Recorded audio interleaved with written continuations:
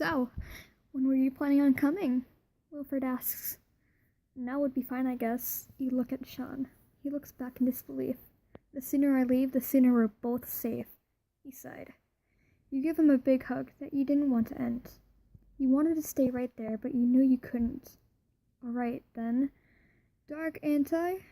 They teleported away as soon as they heard their names. Wilfred sighed.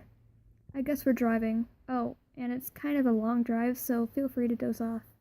You nod and let go of your brother. Love you, bro, you say. Love you too. Stay safe, he replied.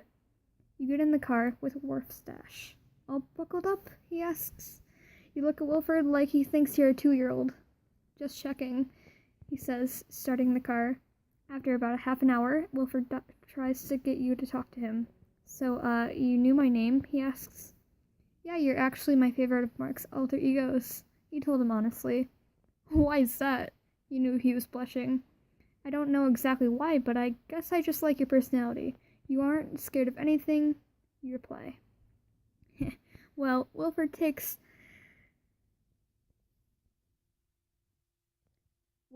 Wolfstache doesn't take no crap from nobody, he said proudly. You giggle. That is the one quote that always makes your day. After about 10 minutes of talking, you start to fall asleep.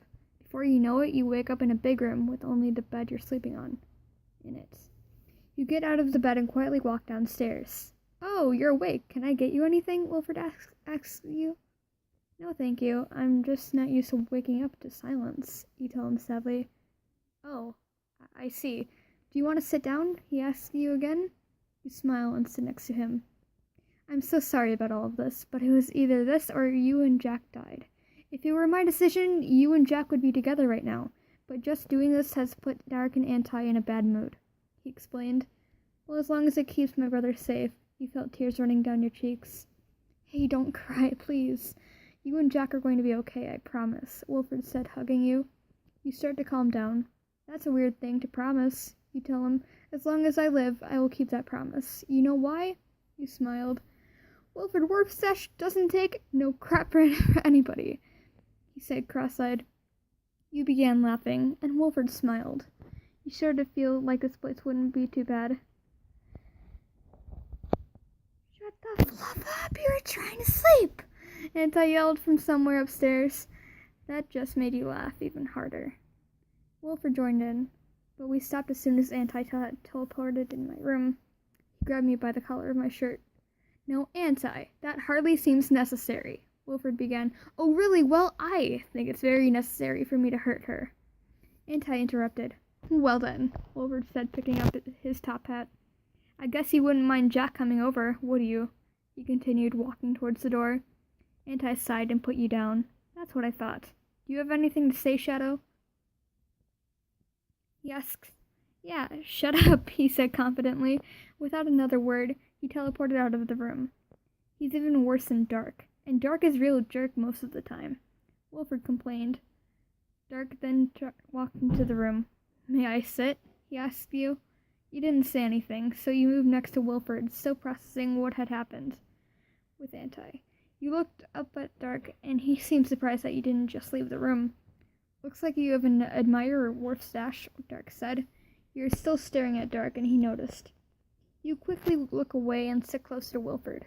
Wilfred puts an arm around you, and you feel less scared. You look up at him and realize how much taller they are all compared to you.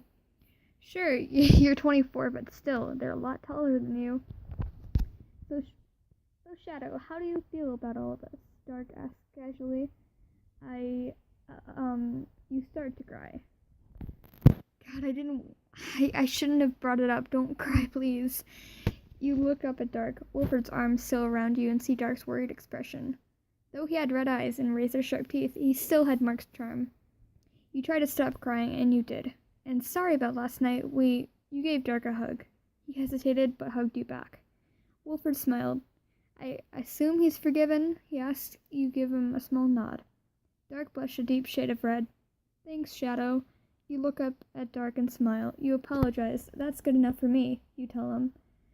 You look into the dark kitchen and see a pair of glowing eyes staring at you. The figure smiles and disappears. It reminds you of Shadow Bonnie from Five Nights at Freddy's 2.